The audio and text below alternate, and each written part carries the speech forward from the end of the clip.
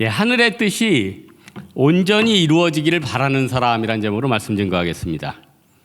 이 짧은 인생을 살다 보면은 또 나름대로 잘 살고 싶은 우리 욕구가 있지 않습니까? 인간으로서 또 하나님의 자녀로서. 근데 이 인생이 참 짧잖아요. 그런데 예수님께서 여자가 낳은 자 중에 요한보다 더 큰 사람이 없다 이렇게 얘기하셨어요.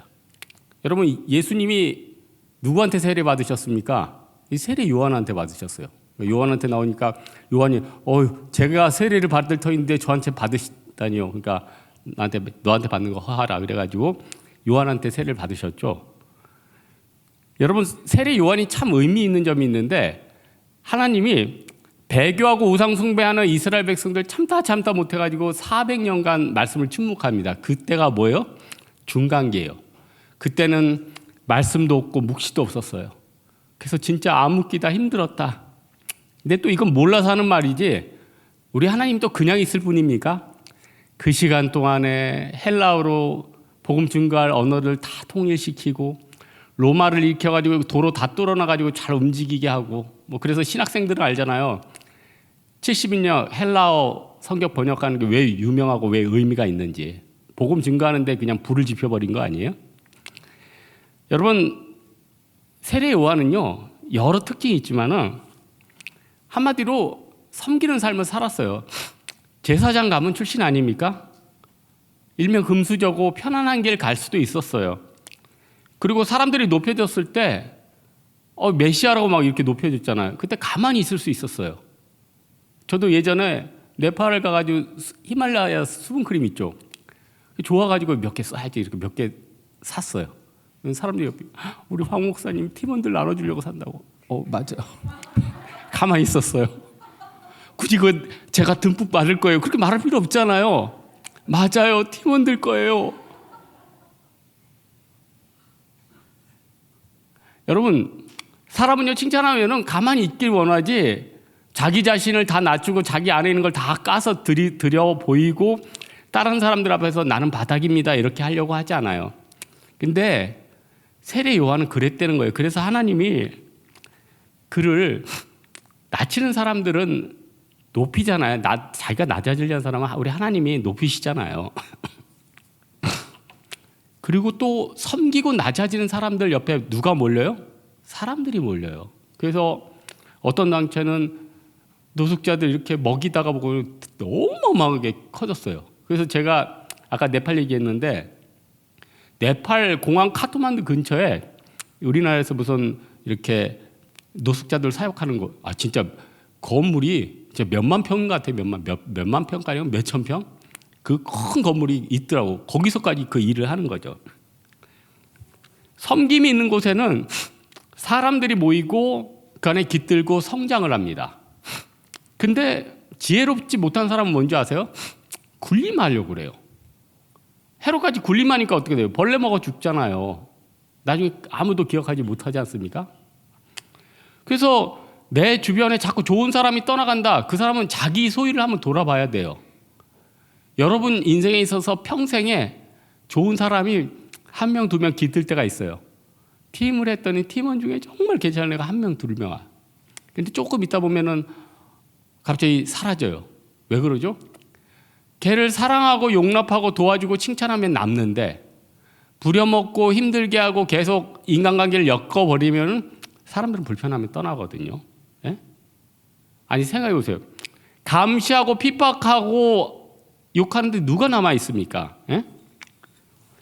사랑하고 용서하고 베푸는 사람들 옆에 사람들이 남는 거 아니에요? 우리나라 커피 전문점 중에 유명한 커피 전문점 말 안 해도 알겠죠. 그런데 옛날에 그 커피점하고 거의 쌍두마차를 이루던 어떤 커피숍이 있어요. 이름은 안 할게요.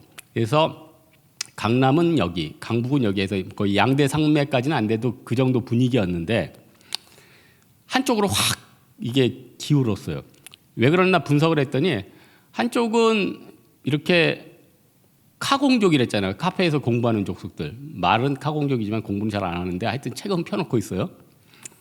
거기다 와이파이도 해주고 뭐 편안하게 해주니까 사람들이 계속 몰리는데, 오는데 자꾸 눈치 주고 와이파이 끊어버리고, 물론 나중에 힘드니까 또 열어놨는데, 그러다 보니까 사람들 마음이 돌아가 버리는 거죠.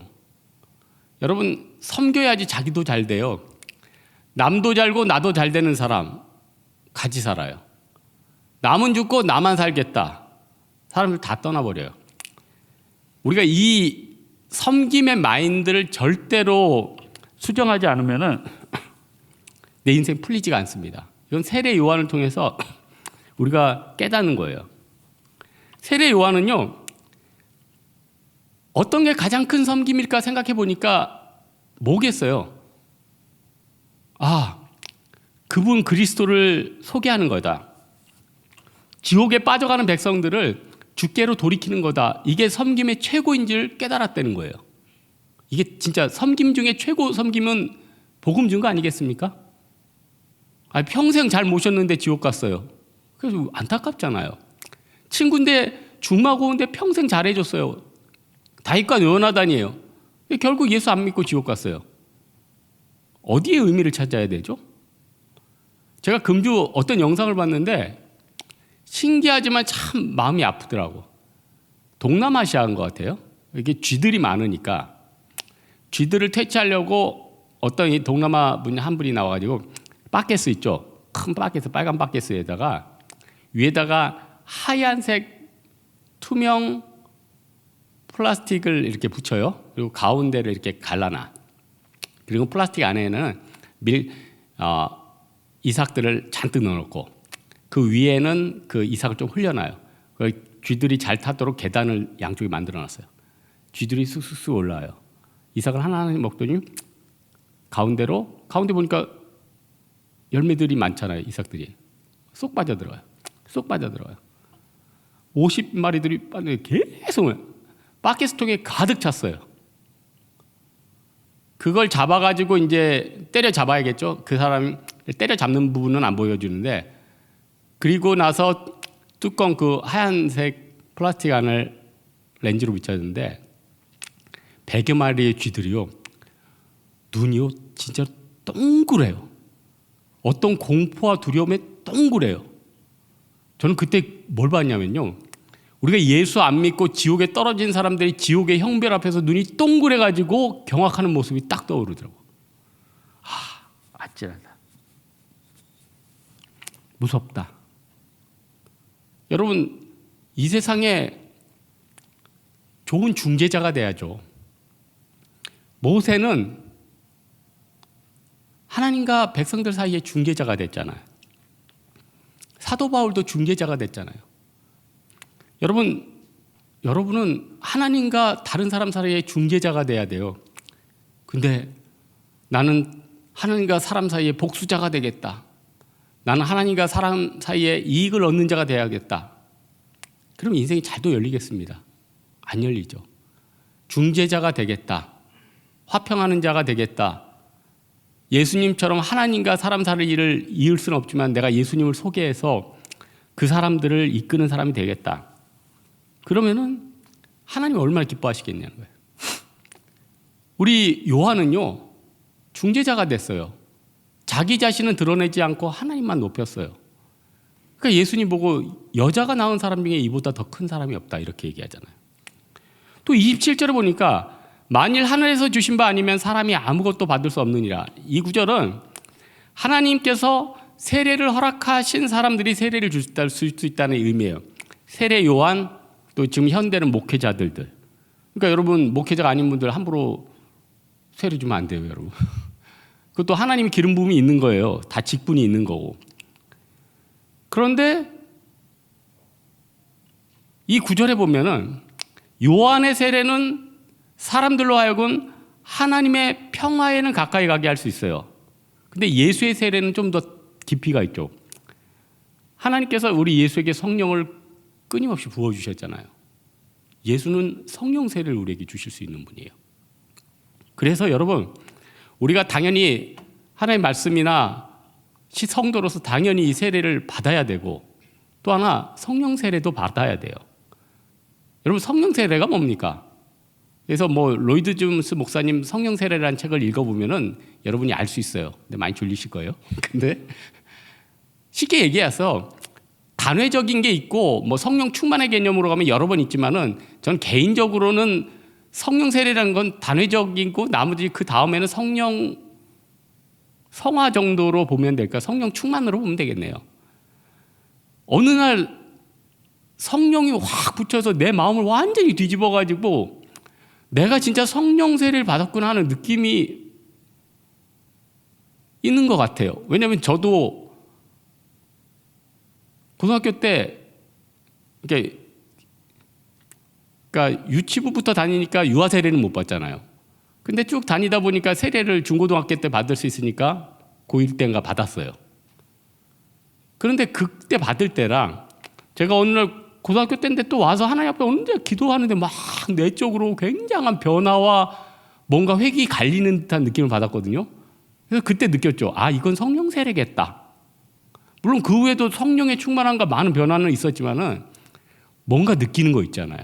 우리는 영이니까 다 느낄 거예요. 근데 중요한 건 뭐예요? 성령 세례 누구에게든 부어주십니다. 구하세요, 하나님 앞에. 방언도 하나님 앞에 구하면 주죠. 저는 그래서 고등학교 때 방언 받고 싶어가지고 하나님 방언 주세요 그랬더니 친구가 그러더라고요. 내 친구가. 야, 방언은 하나님께서 내게 주신 영적인 언어야. 너 그 방언을 받은 다음에 녹음기로 녹음해봐. 녹음이 안 돼. 그래서 제가 고등학교 때 진짜 개일 방과 후에 계속 기도해가지고 방언을 진짜 받았어요. 친구 말이 생각가지고 녹음을 했죠. 방언을 해가지고. 녹음을 했더니 녹음만 잘 돼. 너 일로 와. 뻥 까지 말지. 이 자식 어디서 뻥을 치고 있어, 이 자식이. 녹음만 잘 돼, 임마. 그 친구가 아니 말고 그런 친구를 사귀면 안 돼요. 신학적으로 건전하지 않은 애들이에요. 성령 세례는 예수께 구하는 거죠. 그래서 34절에 보니까 하나님의 보내시니 예수 그리스도 아니에요? 하나님의 말씀을 하나니 이는 하나님이 성령을 한량없이 주심이니라. 성령을 한량없이 주신대요. 여러분, 요한은요 하나님의 주권을 인정한 사람이었어요. 이 세상은요 헤롯이나 오늘 담임 목사님이 난 예배했지만은 벨릭스, 베스도 뭐 이런 사람들은 자기의 주권, 자기의 영광을 나타내잖아요. 그럼 다 무너지는 거 알죠? 아니 솔로몬도 처음에 1,000번째 드리고 하나님 앞에 주권을 다 돌렸을 때 얼마나 멋진 왕이었어요. 그 판결과 지혜와 그 총명함이. 근데 말년에 이방 여인들 다 들어와가지고 그 우상 숭배, 아니 불신자 한 영혼이 끼어들으면 그 공동체든 뭐든 이게 얼마나 복잡한데 이방 여인 우상 숭배를 수있는 그 여인이 수백 명이 들어왔으니 아니 나라가 개판이 안 돼요? 나라가 두 쪽으로 나뉘지 않느냐고요. 그 르호보암은 교육이나 제대로 받았겠어요?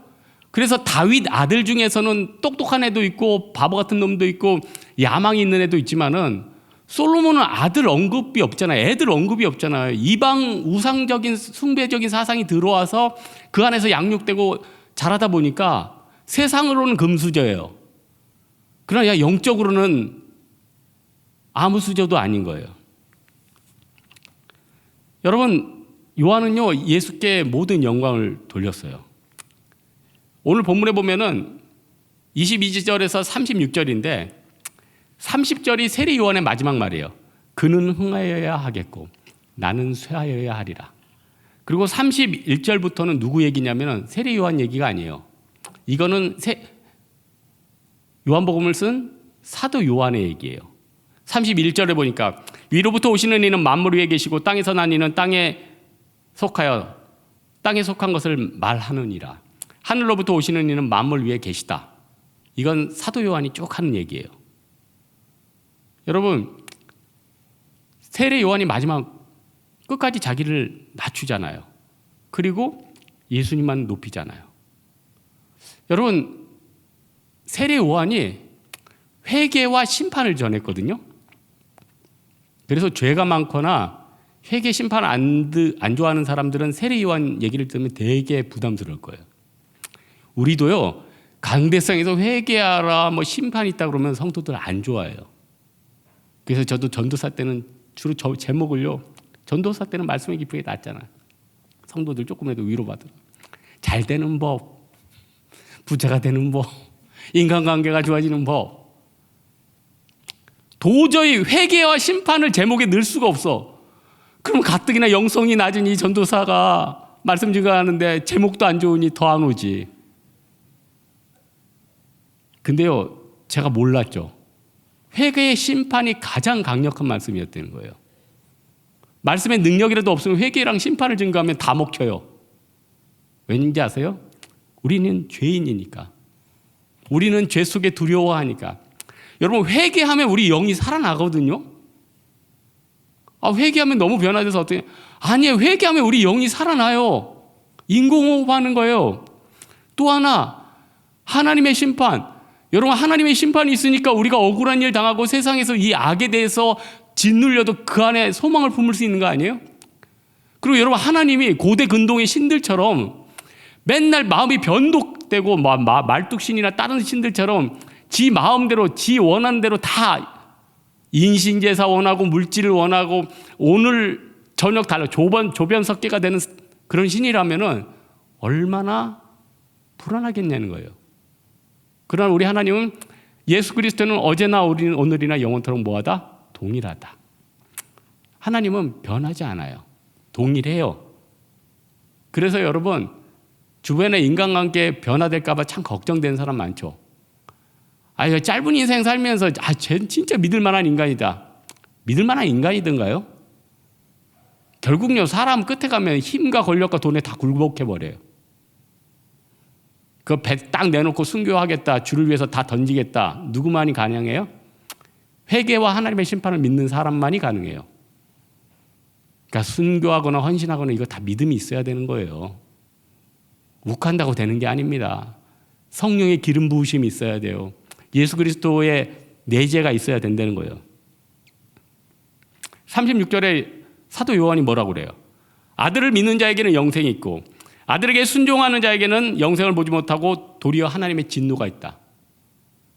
여러분, 진노가 있어요. 제가 아까 얘기했듯이 그 바켓스 안에 눈을 동그랗게 뜬 100여 마리의 쥐들이 이제 불 속에 태워지고 이제 질식사 당하고 그걸로 끝나면 다행이죠. 영원히 꺼지지 않은 불 속에 들어간다. 무서운 거 아니에요? 그래서 세례 요한은 자기의 죽음도 가까운 걸 느끼겠죠. 그러니까 뭐라는 거예요? 회개하라, 천국이 가까웠다. 하나님의 심판을 빨리 주옵소서. 엠베서도 아니에요. 사명자 요한. 엠베서도 하나님의 사명자예요. 사명자는요, 심판이 있고 회개에 대해서 알지만 또 천국을요, 그리워해요. 이제 일주일 있으면 우리 대만 가요. 깜짝 놀랐어요. 제가 3년 만에 출국을 하네요. 여러분도 마찬가지죠. 인천공항 밟은 지 참 오래됐어요. 이제 비행기 타요. 드디어 기다리던 기내식도 먹어요. 대만에서 전도하다가 쩐주나이차도 마시고 전도도 하고 3년 동안 안 봤던 대구 근처에 아줌마 아저씨들로 볼 거예요. 그러면서 제가 다시 타이페이 지도를 폈어요. 저는 대만을 한 25년 가다 보니까 머릿속에 다 지도가 있어요. 맨 위에는 왼쪽에 딴수 있고 위에는 그 베이트 온천 쭉 타고 내려가면은 얘는 그 중앙에는 원시가지 똥취라고 오른쪽에는 그 101 빌딩부터 그 굉장히 강남 같은 데가 있고 밑으로 쭉 내려오면은 동물원이 있어요. 옛날에 그 동물원은 지하철로 안 이어졌는데 나중에 지하철 노선도 보니까 나중에 이어졌더라고요. 거기 동물원 가면 띠엔통란처라고 이제 그 전동차 타면 이제 쭉 돌고 그리고 또 대만 주위에는 신베이라고 경기도 같이 이렇게 쭉 둘러차 있어요. 그거 보면서 이 제2의 고향 복음 증거할 수 있는데 너무 기대가 되는 거예요. 3년 만에 가니까 뭐 방역이나 여러 가지 수칙도 많아가지고 골치 아픈 것도 많은데 내가 복음 증거하는 그곳에 다시 가는 거에 대해서 기쁨이 있더라고요. 그러면서 어떤 생각을 했냐면 사도 바울이 1차 전도, 2차 전도 여행을 하고 그 교회들이 그리워서 편지를 썼잖아요. 그게 이제 다 신약의 서신서가 된 거 아니에요? 빌립보서, 에베소서 이런 서신서가 된 거 아니에요? 그러면서 그 교인들을 그리워하는 거, 안타까워하는 거. 어떤 마음입니까? 다들 천국에 간다 하는 그 소망 때문에 우리의 육은 쇠하나 우리의 영은 날로 새롭다 하는 마음으로 품는 마음이고, 놀러 가는 것보다 더 재밌잖아요. 영적으로 영혼들을 살리는 거니까. 그래서 천국을 바라보고 하늘의 뜻이 이 땅에 이루어지기 바라는 사람이 요한이었다는 거예요. 마지막으로 요한은요, 28절에도 나왔지만 그의 기득권을 완전히 버렸어요. 요한도 굉장한 능력이 있고 세례를 베풀고, 요한이 또 물이 많은 에논 지역에서 세례를 베풀었거든요. 그러다 보니까 요한을 따르는 추종자들도 많았단 말이에요. 요한의 제자들도 많았어요. 근데 예수란 분이 나타났는데 세례를 대박 엄청 많이 줘요. 근데 자기 스승도 대단한데 예수란 분 앞에 가는 그 파워랑 그 사람들이 몰리는 게 범상치 않은 거예요. 근데 이 세례 요한의 제자들 입장에서는 자기 스승이 또 중요하잖아요. 그러니까 세례 요한한테 이렇게 얘기하는 거예요. 26절에 보니까 세례 요한님, 함께 요단강 저편에 있는 자가 많은 이 사람들에게 세례를 줘요. 한편 저 요단강 저편에 있는 자가 누구예요? 예수님 아니에요? 그러니까 나름대로 세례 요한 제자들은 예수님을 낮춘 거예요. 근데 세례 요한이 딱 뭐라고 그래요? 28절에 왜? 나는 그리스도가 아니요 그의 앞에 보내심을 받은 자라. 난 그리스도가 아니고 그분이 진짜야. 니네도 진짜 그분의 제자가 돼야 돼요. 자, 그러니까 여러분, 기득권을 내려놓는다는 게 뭐예요? 하늘의 힘을 다 주고 내가 가진 것들을 다 내려놓는 거예요. 하나님께서 천지 만물을 주관하시고 이 세상을 주관하시고 모든 것을 굴르신다는 걸 알고, 내가 받은 작은 물질이나 내가 받은 작은 기득권은 잠시 맡았다가 가는 것이라는 걸 딱 인정한 사람이에요. 그게 진짜 믿음이고 그게 진짜 사람이죠. 요한복음 1장에 보니까 세례 요한이 굉장한 역사가 나타나니까 사내들인 공유예요. 하여튼 뭔 일만 생기면 사내들인 공유예요. 얘네들이 떴어. 얘네들이 똑똑한 애들이니까. 그때 세례 요한이 요한복음 1장에 뭐라고 그래요? 나는 그리스도가 아니요. 그리고 오늘 본문에도 그죠? 3장 28절. 나는 그리스도가 아니요. 자기 자신 부인하잖아요. 난 아무 기득권 없다는 거 아니에요. 그의 앞에 보내심을 받은 자다. 여러분, 우리가 어떤 마음을 가져야겠습니까? 잠깐 맡았어요. 잠깐 맡았는데 이게 다 내 거예요? 여러분, 어떤 가게가 있다고 칩시다. 그 가게 여러분 겁니까? 하나님이 잠깐 맡겨준 거예요. 여러분 부모님이나 자녀들이 있어요. 여러분 겁니까? 하나님이 잠깐 맡겨준 친구예요. 여러분이 가진 작은 물질이 있습니까? 하나님이 잘 쓰고 굶어 죽지 말라고 잠깐 주신 거예요. 우리가 돌아갈 때는 하나님 앞에 뭔가 돌려드려야 돼요. 그래서 인도의 시성이라는 타고르 아시죠? 그 사람도 이렇게 얘기했어요. 당신은 언젠가 죽을 터인데 당신이 죽을 때 당신은 신에게 무엇인가를 돌려드려야 될 것이다. 여러분, 우리 하나님 앞에 뭘 돌려드려야 됩니까? 이 모든 것이 하나님 것입니다 하고 고백하고 지상에서 돌리고 하늘에서도 돌려야 되죠. 여러분, 예수 안 믿는 사람들이 왜 그런 큰 벌을 받아야 될까요? 너무 가혹하지 않습니까? 지옥의 형벌? 근데 오늘 본문에 우리가 예수 앞에서 철저히 굴복하지 않으면 하나님을 거짓말하는 자로 만드는 거래요.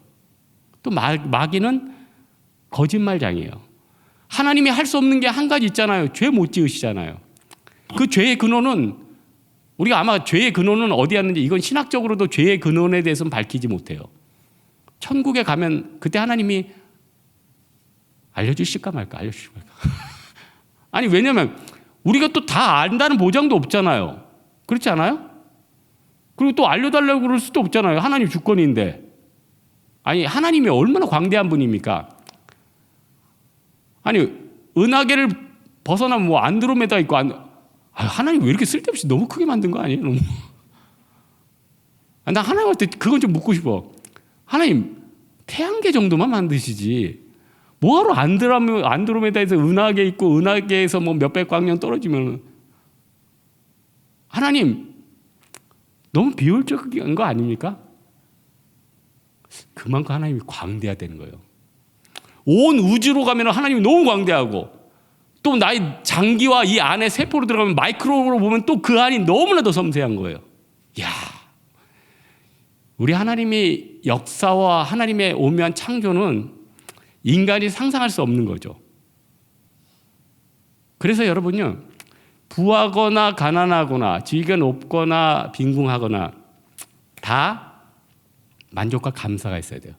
감사로 제사를 진 자가 하나님을 영화롭게 한댔어요. 감사하는 자는요, 모든 곳에서 생명수와 고침과 치유의 역사가 나타나요. 아니, 하나님을 영화롭게 한다는데, 하나님을 영화롭게 하는 게 인간의 목적인데 그럼 모든 게 회복되는 거 아니에요?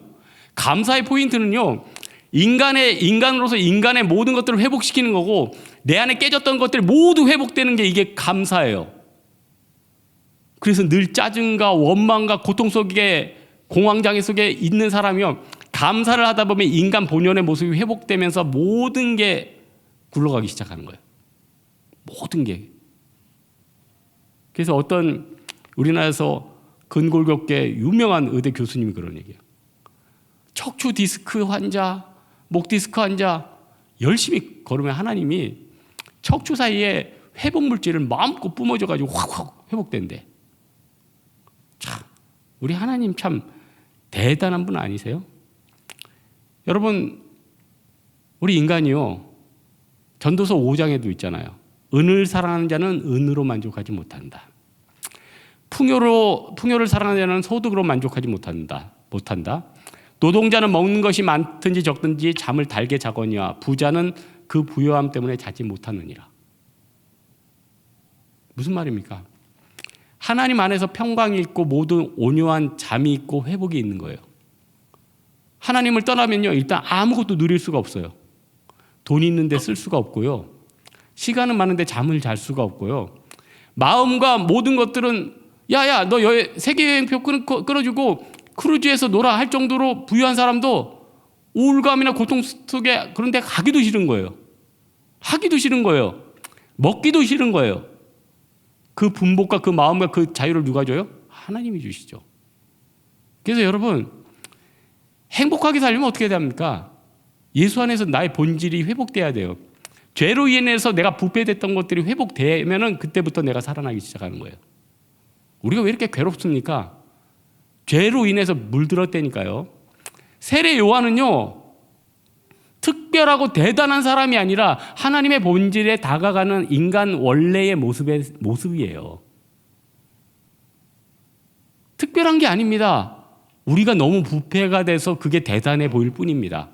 인간은요, 원래 진실한 사람이었어요. 인간은요, 원래 행복한 사람이었어요.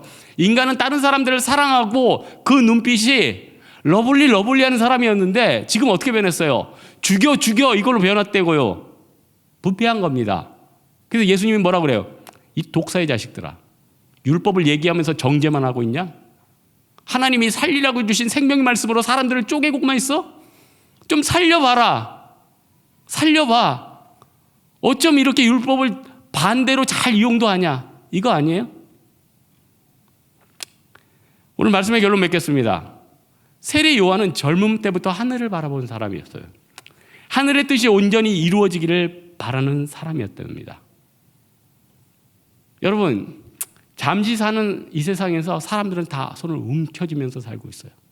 우리는 어떻게 해야 돼요? 손을 펴줘요. 하나님 부어주시옵소서. 세상에서 손을 움켜쥐면 작은 밀 몇 가지 딱 붓고 지옥불로 떨어져요. 그러나 하나님 앞에 손을 삐면 어떻게 돼요? 하나님의 놀라운 은총과 은혜가 마음껏 부어져가지고 내 인생이 완전히 변화된다는 거예요. 예수 그리스도 앞에서 세례 요한이 증거하는 심판과 회개의 영성이 우리 사랑하는 홍대세계 성도들 머리 위에 가득하기를 주님의 이름으로 축원합니다. 우리 찬양할게요. 좁은 길 찬양하겠습니다.